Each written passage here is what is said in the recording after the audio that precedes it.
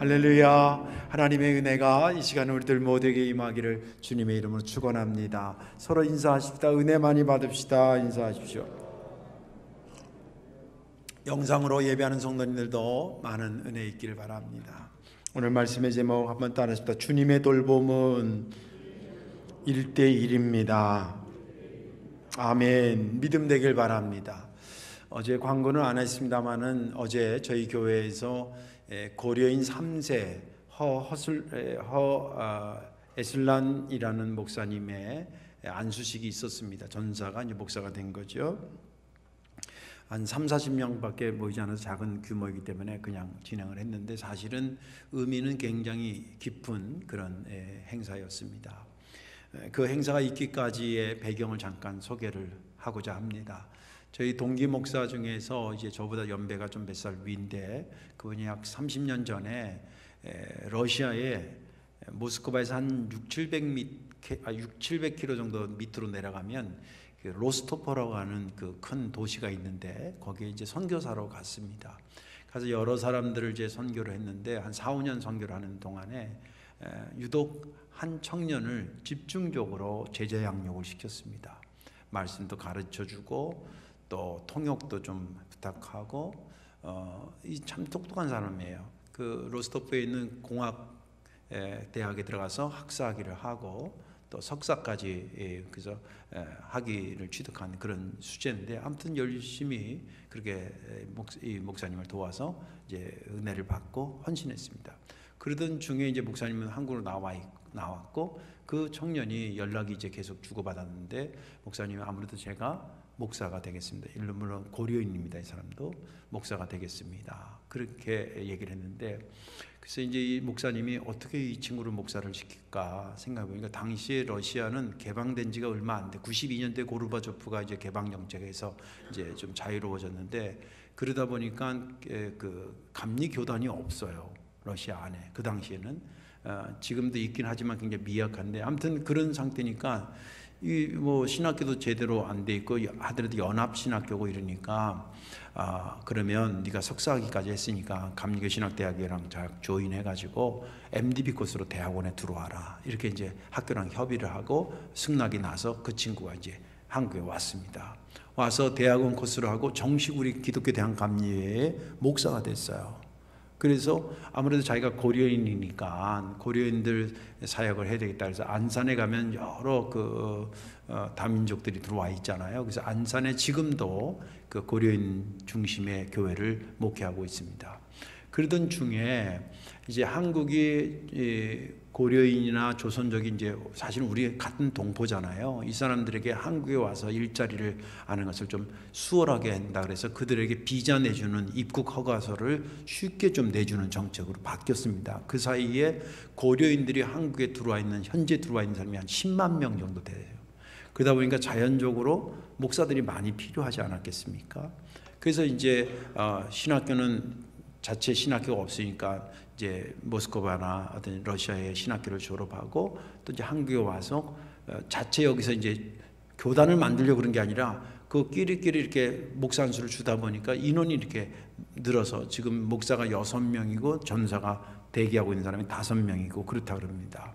이 사람들을 하나둘씩 이제 안수를 주는데 그 네 번째 안수식이 어제 저희 교회에서 있었던 것입니다.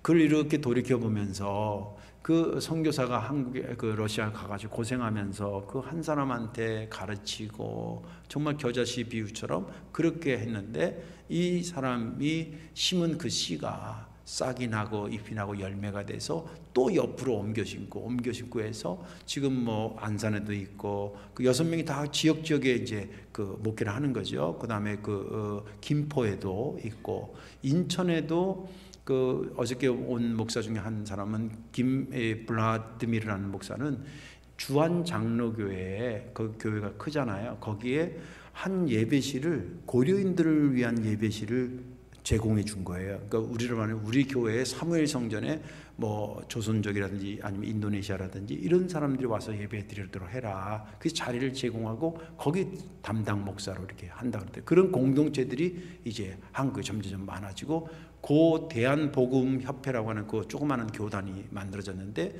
그 외에도 이제 다른 교단들이 지금 계속해서, 내가 이렇게 추측하기는 한 20-30년 뒤에 되면 고려인들이 한국에서 만든 기독교 교단이 어느 정도 이렇게 두각을 나타낼 수 있을 정도로 커지지 않겠나, 그렇게 예상이 됩니다.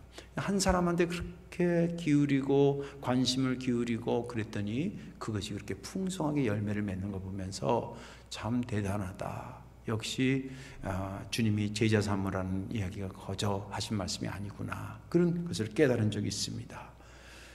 그분이 그렇게 한 사람한테, 물론 한 사람에게만 한 건 아니지만 한 사람한테 집중적으로 했던 이런 것은 누구한테 배운 것일까요?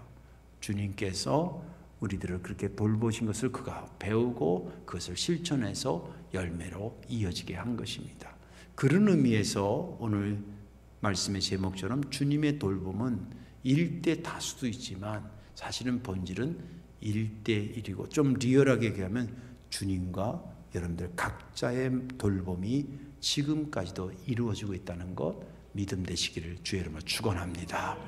오늘 본문에 있는 말씀은 예수님께서 제자들에게 비유를 말씀하셨는데, 그 당시가 유목문화잖아요. 그래서 그것을 토대로 해서 비유를 얘기를 했습니다. 사실은 두 가지 정도인데 큰 의미에서 덩어리로 보는 것이 좋을 것 같아서, 선한 목자와 선한 목자와 그의 양, 이런 제목으로 비유를 표현할 수도 있을 것 같습니다. 주님께서 이렇게 얘기를 했었습니다. 양을 키우면 양 우리를 이렇게 치잖아요. 근데 이제 몇 마리를 키우는지는 정확히 모르겠는데, 성경에 100마리 얘기도 나오고 하는 거 보니까, 또 이렇게 보니까 한 100마리 정도당 한 우리가 이렇게 형성되는 것 같아요. 근데 그 우리에 들어가는 경우가 크게 두 가지인데, 하나는 담타 넘어가는 거, 하나는 정식으로 문을 열고 들어가는 거. 담타 넘는 것은 도둑놈들이라는 거예요. 도둑놈들이 그렇게 들어가고, 정식으로 들어가는 사람이 진짜 선한 목자다. 근데 그 선한 목자가 딱 들어가면 양들이 그 목자의 발자국 소리나 음성을 안 되는 거예요. 그래서 그들이 이제 우리 주인이 왔구나, 이렇게 거기에 귀를 기울이고 있을 때 그 주인이 말이죠, 이름을 하나하나씩 부른다는 거예요. 야, 뭐 예를 들면 개똥아 일로 와, 또 순둥이 일로 와, 복실이 일로 와, 이름을 하나씩 부른다는 거예요. 각각 불러요. 너희들 이렇게도 불렀겠지만 각자 하나씩 불러서 그 우리를 하나둘씩 통과하게 한다는 거예요. 그래서 다 꺼내는 다음에 야 가자 그러면 그 양들이 그 목소리를 알아듣고 쪼르르 따라간다는 거예요. 근데 어떤 낯선 도둑 같은 놈이 와가지고 야 내가 너희들 꼴 먹일 테니까 따라와 그러면 쳐다도 안 본다는 거예요. 고개를 획 돌리거나 아니면 강제로 뻗으면 확 도망간다는 거예요. 그 얘기를 하실 거예요. 자연스러운 얘기를 한 거죠. 근데 제자들이 왜 뜬금없이 예수님이 저 얘기를 하시지? 그리고 잘 이해를 못하니까 거기에 이제 추가로 비유로 얘기한 게 선한 목자예요. 거기 추가로 얘기한 것은 간단한 겁니다. 그렇게 양들을 각자 이름을 부르고 그들을 데려가서 꼴을 먹이고 물을 먹인 그 선한 목자가 나다. 내가 너희들에게 선한 목자로 와 있다. 그런 얘기를 하면서 선한 목자와 당신을 동일시하면서 비유를 얘기하는 겁니다. 그러면서 이렇게 얘기해. 나는 양의 문이다. 양들이 우리의 문이다 얘기하죠. 그래서 그 문으로 들어와서 쉬기도 하고 나가서 꼴을 먹는 것처럼 너희들이 나를 통해서 오면 구원도 받고 꼴도 먹을 수 있다. 이 땅의 축복도 받게 된다. 그 뜻이겠죠. 그러면서 말씀하시고 도둑이 오는 것은 잡아 죽이고 멸망시키기 위해서 오지만 선한 목자로 내가 온 것은 그들에게 생명을 주고 더 풍성케 하기 위해서 내가 오는 것이다. 그러니 내가 저들의 음성을 알고 저들이 내 음성을 알고 나는 저들을 어느 정도까지 돌보냐면 내가 죽기까지 그들을 돌볼 것이다. 양들이 내가 선한 목자니까 양들이 내 음성을 아는데 또 나도 그들을 아는데 이 관계가 어느 정도로 깊은 거냐면 하늘 아버지와 내가 그분이 나를 알고 내가 하늘 아버지를 아는 것처럼 선한 목자와 양들이 그렇게 서로 알고 또 알고 하는 것, 관계까지인 것이다. 그러면 다시 말씀하시길, 나는 선한 목자다. 내가 그런 관계 속에 있기 때문에 너희들을 위해서 내 목숨을 내놓는 것이다 라고 하는 것까지가 본문의 말씀입니다. 물론 그 이후에 이제 다른 말씀이 또 추가됩니다만 시간상 거기까지만 정리를 했습니다. 저는 지난 주간에 이 본문을 읽으면서 제가 은혜를 정말 깊이 받은 것은 3절이었습니다. 문지기는 그를 위하여 문을 열고 양은 그의 음성을 듣나니 그가 자기 양의 이름을 각각 불러 인도하여 내느니라. 이 3절 중에서도 양의 이름을 각각 불렀다라고 하는 것에 정말 은혜가 됐습니다. 주님은 전체적으로 부를 때도 있지만 주님의 본 마음은 각자를 부르고 나도 부르셨구나 라는 생각을 하면서 그게 그렇게 위로가 되고 힘이 됐습니다. 오늘 이 말씀 여러분들 들으시고 은혜 받으시고 주님이 나를 개인적으로 돌보시는구나, 1대1로 돌보신다라고 하는 믿음의 확신을 가지고 여러분의 신앙생활을 힘있게 살아가시기를 주님의 이름으로 축원합니다. 주님의 돌보심이 1대1이라고 하는 의미가 뭐냐? 그 첫째는 나에게 깊은 관심과 애정을 쏟아붓는다는 뜻입니다. 다시 말씀드릴게요. 주님의 돌보심이 1대1이다 라고 하는 의미는 뭐냐면 나에게, 나 같은 것에게 깊은 관심과 애정을 쏟아붓는다는 의미라는 거예요. 조금 전에 읽었습니다만 3절에 문지기는 그를 위하여 문을 열고 양은 그의 음성을 듣나니 그가 자기의 양의 이름을 각각 불러 인도하여 내느니라. 여기 3절을 깊이 묵상하면 선한 목자는 어떤 자세로 양들을 돌보는가가 나옵니다. 특별히 아까도 말한 것처럼 유심히 봐야 되는 것은 양의 이름을 각각 불렀다라고 하는 그 말 안에는 정말 선한 목자가 얼마만큼 깊은 관심과 애정을 쏟고 있는가를 대변해 주는 말씀입니다. 사실 이처럼 양의 이름을 100마리면 100마리 다 알고 있다라고 하는 것이 굉장히 힘든 겁니다. 저절로 되는 것이 아닙니다. 왜냐하면 우리가 양들 보세요. 그놈이 그놈 같잖아요. 털이 복실복실 하얗고 귀 볼록하고 뭐 그놈이 그놈 같아. 그런데 그 이름을 다 안다는 것은 그냥 알아지는 게 아니라는 거예요. 제가 여기 처음 8년 전에 와가지고 가장 힘든 게 뭐냐면 교인들의 이름을 외워야 되는데, 목사님하고 잠깐 얘기하면 아무개 권사가 뭐 그거 간다는데 따라가 뭐 누군데 그 권사가 누군 줄 알아야 될 거 아니에요. 그래서 맨 처음에는 막 책 펴놓고 외우고 그러는데 이게 구구단 외우듯이 쭉쭉쭉 다 외워져 있냐면 그것도 아니더라고요. 그래서 오죽했으면 새벽에 기도했더니 하나님 이거 어떻게 해야 성도들 이름을 빨리 외울 수 있겠습니까? 잘 안 외워집니다. 그랬더니 제 마음에 성령께서 그렇게 감동하는 것 같아요. 이름을 외우려고 그러지 말고 관심을 기울여라. 관심을 기울이면 이름이 저절로 외워진대.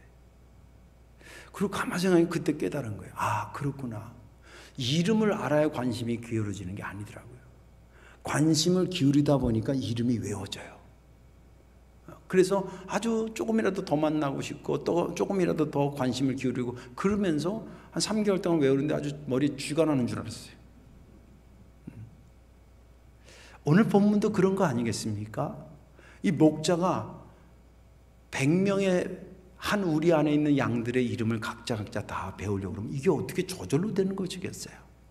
그 녀석의 생태를 보면서 요건 좀 성질이 급한, 양들도 다 그런 게 다 다르대요. 성질이 급한 놈, 쟤는 다리를 좀 다쳐서 저는 놈, 또 쟤는 막 먹는데 엄청 욕심을 부리는 놈, 뭐 이런 거. 그 중에서 막 밀어제끼는 놈, 쟤는 한쪽으로 치여 있는 놈, 다 그 특징들을 다 보는 겁니다. 그리고 그것은 그냥 나오는 게 아니라 깊은 관심과 애정을 쏟을 때에 이름이 불려지는 거예요. 자, 그리고 너무 감사한 건 주님의 그 관심과 애정을 쏟아부는 것이 거기서 멈추지 않아요. 거기서 그다음 또 어떻게 깊이 들어가냐면 그렇게 관심과 애정을 기울이니까 그들에 대해서 알기 시작합니다. 오늘 여기 본문에도 보면 계속 안다라는 얘기를 해요. 14절과 15절에 나는 선한 목자라, 나는 양을 알고 양도 나를 아는 것이 아버지께서 나를 아시고 내가 아버지를 아는 것과 같으니, 이게 헬라 말로 이 기노스코라 그럽니다. 이 기노스코라는 말은 무슨 뜻이냐면 그냥 아유 안녕하세요, 아유 최영석입니다, 아유 예 그러십니다, 이게 이렇게 해서 아는 거 아니에요. 거기서 아는 것은 같이 손을 맞대고 마음을 맞대고 생각을 공유하고 같이 몸으로 부딪히면서 체득된 암. 왜 우리가 그런 얘기 하잖아요. 아유 처음 봤을 때는 그런 줄 알았더니 안 그러네, 사귈수록, 이런 분 있잖아요. 예.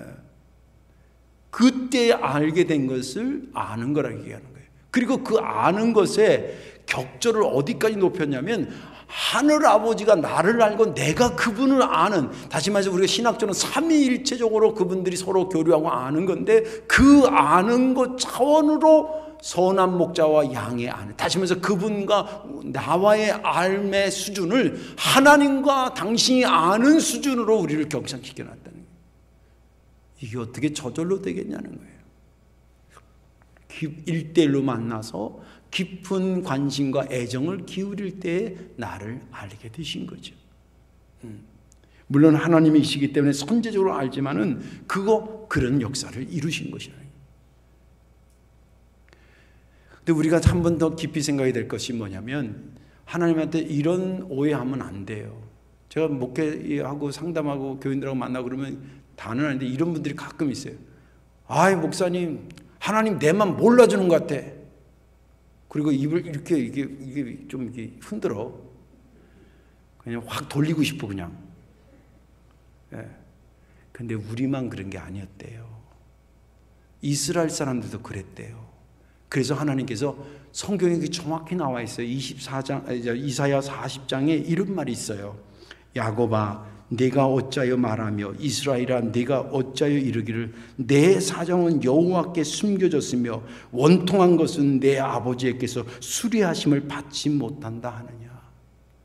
야, 네가 어떻게 나한테 그럴 수 있냐. 나 참 섭섭하다. 네가 나한테 하나님 내만 몰라주시는 것 같아요, 내 원통함 몰라주시는 것 같아요. 너 나 아직도 몰랐니? 나 그런 하나님이 아니야. 나를 앙망하면 독수리가 날개치고 올라가듯이 내가 너희들을 높이는 자 아니야. 내가 네 사정을 모를 것 같아? 모른다고 생각하는 네가 모르는 거야. 나 그런 하나님이 아니야. 정말 많이 섭섭하다. 그런 표현이에요. 그런 표현이에요. 하나님은 뒤집어서 얘기하면 사람이 아는 것만큼 보인다고요. 내가 하나님에 대해서 많이 알려고 안 하니까 어느 순간에 되면 하나님도 나에 대해서 모르는 것 같아요. 착각이에요. 내가 하나님에 대해서 모를지 몰라도 하나님은 나에 대해서 안고 일었음을 알고, 성경이 말해요. 머리카락까지도 다 세신 바대로 그렇게 섬세하게 알고 계시는 줄로 믿으시기 바랍니다. 이것은 1대1로 보고 깊은 관심과 애정을 기울일 때에 알게 되는 거예요. 그 은혜가 내게 임하고 있다는 것입니다. 그런데 또 감사한 건 이 아심이 아심으로 끝나는 게, 저거 그렇구나, 그렇구나, 그걸로 끝나지 않는다는 거예요. 그 아심이 그다음 또 어디로 더 깊이 가냐면, 그 아시는데 보니까 부족한 것도 상태도 파악이 되고, 뭔가 필요한 것도 상태가 필요하고, 뭔가 고쳐져야 될 것도 필요하고, 뭔가 먹어야 될 것도 다 파악이 되신 거예요. 그러고 나서 주님이 움직이는 것으로 나타납니다.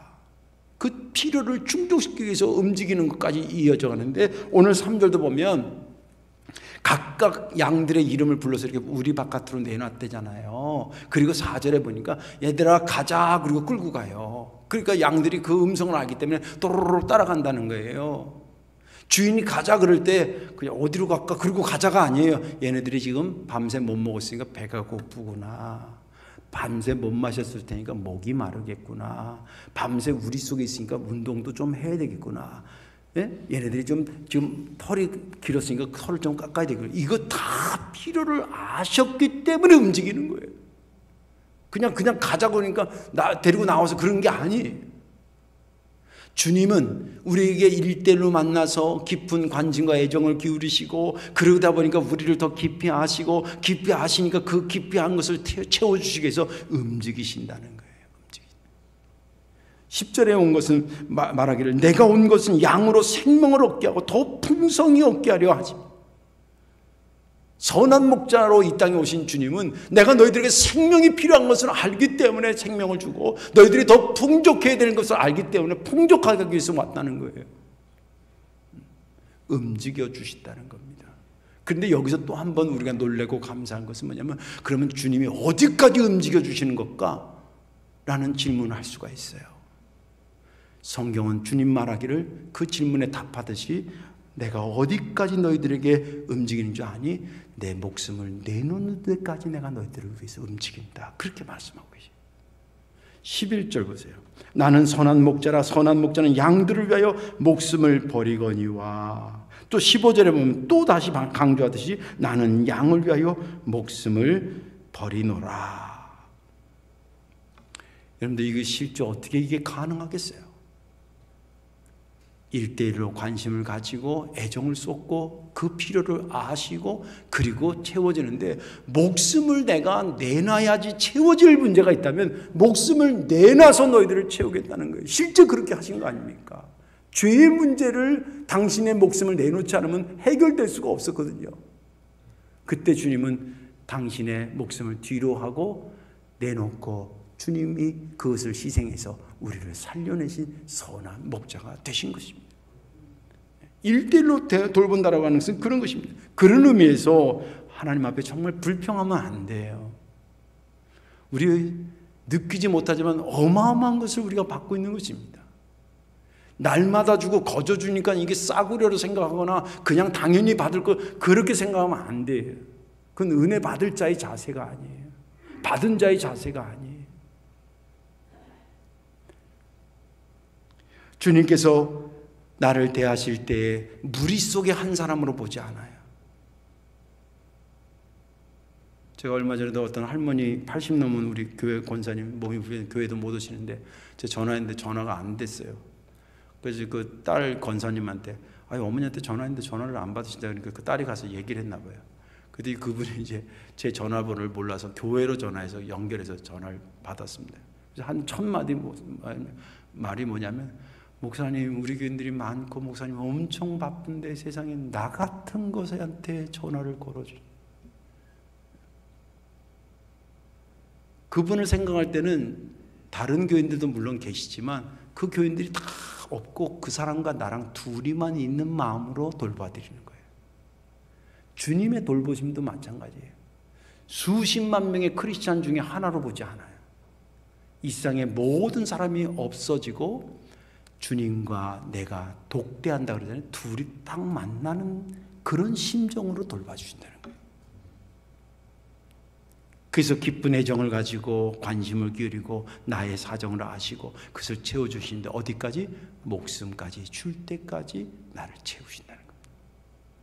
그 은혜가 나한테 임한 것을 여러분들 늘 믿으시고 담대하시길 주의 이름으로 축원합니다. 외로워하지 않기를 바랍니다. 믿음대로 될 줄로 믿습니다. 마지막 하나는 뭐냐면 주님의 돌보심이 1대1이라는 의미는 뭐냐면 내가 끝까지 책임진다 그 뜻입니다. 끝까지 책임진다. 오늘 12절에 보면 싹구는 목자가 아니요 양도 제 양이 아니라 이리가 오는 것을 보면 양을 버리고 달아나니 이리가 양을 물어가고 또 해치느니라. 이 12절의 말씀은 싹군이 왜 문제인가를 말해주고 있어요. 왜 문제냐면 양이 위기에 처할 때에 다시 말해서 이것을 시간적으로 환산하면 끝에 와 있을 때에 그런 뜻 아닙니까? 그럴 때에 돌봐줄 줄 알았는데 후딱 도망가는 거예요. 양의 입장에서 생각해 보세요. 얼마나 불안하겠어요. 얼마나 자기가 무섭겠어요. 자기를 지켜줄 줄 알았는데 아무 일 없을 때 그냥 양 풀 먹이고 이렇게 물 먹이고 뭐 이런 거 있었는데 그럴 때만 있었던 건 그럴 때만 있는 건 아니잖아요. 이리가 나왔는데 세상에 그걸 막아줘야 되는데 후딱 도망가는 거예요. 그러면서 양이 뭔 생각하겠어요? 내가 이렇게 위기에 처해 있을 때 끝자락에 서 있을 때에 나를 목숨을 걸어서라도 나를 지켜줄 수 있는 목자가 있으면 좋겠다. 그런 생각할 거 아닙니까? 근데 놀라운 것은 그 양이 그토록 바라고 있는 선한 목자가 우리 예수님이고 그 예수님이 지금 우리를 그렇게 돌보시고 있다는 거예요.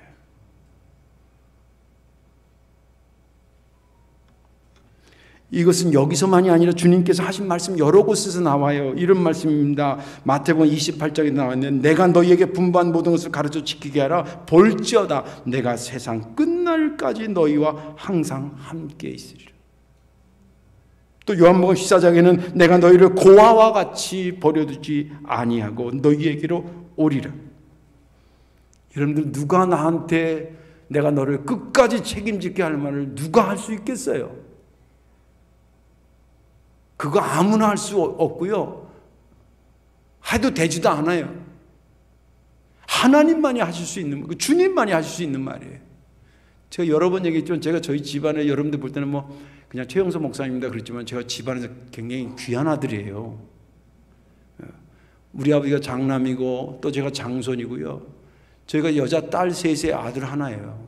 벌써 딸 셋이 있다라고 하는 거에 아들이 얼마나 그리웠는 그 느낌이 오지요. 저희 아버지가 저를 굉장히 그 애정을 가지고 키웠어요.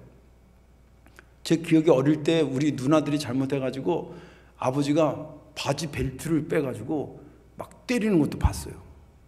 근데 나는 우리 아버지 벨트로 한 번 맞은 적이 없어요. 근데 저라고 뭐 애들이 다 보통 똑같지요. 뭐 그 맞을 짓을 안 했겠어요? 그리고 이런 경우도 기억이 나요. 엄마가 나를 막 어머니가 혼내려니까 아버지가 에이 딱 가로막더니 애들이 다 그렇지 뭐. 그렇게 자란 아들이에요. 우리 아버지가 나한테 뭐 줄게 아까워서 안 주겠어요. 당신이 금반지가 있으면 아깝겠어요. 좋은 시계가 있으면 아깝겠어요. 다 주고 싶었을 거예요. 그런데 제가 신학교 간 걸 그렇게 좋아하셨는데 목사 안수 받을 때 그 모습을 못 보셨어요. 제가 그렇게 귀한 아들인데 결혼식 할 때 못 보셨어요. 사랑이 부족해서 못 본 게 아니라 인간이라는 게 능력의 한계가 있어. 주님 부르시면 가는 거 아니에요. 그 전에 하나님 부르셔서 가신 걸 뭐 어떻게 하겠어요? 정말 아들한테 모든 걸 다, 세상 모든 걸 다 주고 싶을 정도로 사랑을 쏟았지만 그래도 하나님이 너 이제 그만 살고 와라 그러면 가는 거예요. 그러니까 여기 어머니 아버지도 할머니 할아버지도 다 계시는데 야 엄마가 책임질게 걱정하지 마 뻥치지 마세요. 야 걱정하지 마 아빠가 끝까지 다 하지. 거짓말하지 마세요. 무슨 말인지 아시겠죠? 차라리 엄마 아빠가 너희들을 도와주는 건 한계가 있어. 내가 너를 끝까지 도와주시는 주님께 기도할게. 그분이 너를 돌 거야. 내가 이 세상 떠나도 그분은 영원하시니까. 그게 오히려 정답인 거예요. 주님께서 그런 거예요. 내가 너희를 목숨을 바치겠다는 건 시간적으로 환산해서 한번 해석해 보세요. 그게 무슨 말이에요? 끝까지 돕겠다는 거 아니에요. 끝까지 내가 너를 살리겠다는 거 아니겠습니까? 내가 끝까지 너를 지키겠다는 거 아닙니까? 주님이 하시니까 그 말이 맞는 거예요. 인간이 말하면 거짓말일 수 있지만 주님이 말씀한 능력의 한계가 없으신 그분이 말하니까 그게 진짜라는 거예요. 초대교회가 어떻게 살아날 수 있었겠어요? 그들이 어떻게 기원될 수 있었겠어요? 사방이 이리때 차이에 있었는데 그러나 주님께서 하신 말씀 내가 너희를 떠나는 게 아니다. 내가 가면 너희들에게 성령을 보내주고 그분이 너희가 무엇을 말할지를 가르쳐주고 그가 너희들을 인도하시고 그런 내가 영원히 그를 통해서 너를 끝까지 지키신다는 그 믿음을 가지고 그들이 견디고 견뎌서 기독교의 새로운 역사를 쓴 것이 초대교회의 역사였던 것입니다. 우리가 구원받았다라고 하면서 영생을 얻었다고 얘기를 합니다. 영생을 얻었다는 말이 뭐예요? 내가 끝까지 너를 책임진다라는 것을 단어로 만든 게 영생인 거예요. 주님만이 주실 수 있는 것입니다. 1대1로 돌보신다라고 하는 것은 내가 그런 의미를 갖고 너희들을 다가오고 너희들을 돌볼게 그런 뜻입니다. 그 믿음의 사람들 되시기를 주의 이름으로 축원합니다. 이제 말씀을 정리합니다. 우리 감리교회 초대 목사이신 요한 웨슬리는 형제가 19명이었대요. 그니 뭐 집안이 바글바글했겠어요, 그죠? 근데 그 어머니 스산나가 아주 믿음으로 지혜롭게 잘 키웠어요. 근데 뭐 믿음이 있다고 믿음으로 키운 것은 물론 아닌데 어떻게 키울까 고민을 왜 안 했겠어요, 그죠? 19명이나 되는데. 또 누군가는 이렇게 하다 보면 죄가 또 소외받을 수도 있고, 죄를 저렇게 하면 또 제 쪽에서 또 딴 쪽에서 그럴 수 있으니까 이 엄마가 지혜롭게 짠 게 뭐냐면 요일별로 자식들을 개인적으로 만나는 날을 정했다는 거예요. 예를 들자면 월요일은 첫째와 뭐 5번째와 뭐 8번째 이 순서예요. 그 다음에 화요일 날은 둘째와 뭐 6번째와 9번째 이런 식으로 쪼갰다는 거예요. 그래서 요일마다 그 아이들을 만나서 안아주고 가르쳐주고 해서 자식들이 소외감을 아무도 못 느꼈다는 거예요. 그 19명 중에 나 하나가 아니라 엄마랑 나는 날마다 그분과 내가 같이 둘이 만나는 거예요. 그런 가운데서 양육됐습니다. 그 어머니가 이렇게 양육하는 것은 누구한테 배웠을까? 아마 모르긴 몰라도 오늘 주님이 말씀하신 것처럼 선한 목자는 양을 각자 하나씩 부른다는 1:1로 돌본다는 그것이 그에게 통찰력이 돼서 그렇게 키우지 않았을까라는 생각을 하게 됩니다. 주님은 지금도 우리를 1:1로 돌보십니다. 다만 그러고 있다라고 하는 것을 우리가 인지해야 된다는 것입니다. 오늘 설교에서는 잘 다루지 않았습니다만 여기 보면 목자가 양을 안다는 걸 제가 많이 강조했지만 사실은 본문에 보면 양도 목자의 음성을 알아듣는데요. 이건 양의 나한테 1:1로 돌보시는 그분이 그런 분이라는 것을 믿어야 된다는 말을 말하고 있는 것입니다. 아무쪼록 요즘 힘든 시대를 살고 있고 무리 속에 묻혀가는 내 인생 같지만 우리 주님은 그렇게 여러분들을 보고 있지 않습니다. 몇백 명이 모이고 몇천 명이 모여도 주님은 1:1로 나를 관심 기울이시고 나를 아시고 나를 위해서 끝까지 지키시고 인도하시는 그분이라는 것에 감사하며 힘있게 믿음 생활하시기를 주님의 이름으로 축원합니다. 기도하겠습니다. 좋으신 아버지 고맙고 감사합니다. 오늘 주님의 돌봄을 다시 한번 생각하며 많은 은혜를 받습니다. 바라옵고 원하옵기는 지금 힘들어하는 교인들, 지금 많이 지쳐있는 교인들, 이 말씀이 큰 위로가 되게 하여 주옵시고 이미 믿고 있는 성도들 이 말씀으로 다시 한번 확신에 거하게 도와 주옵소서. 감사드리며 예수님의 이름으로 축복 기도하옵나이다. 아멘.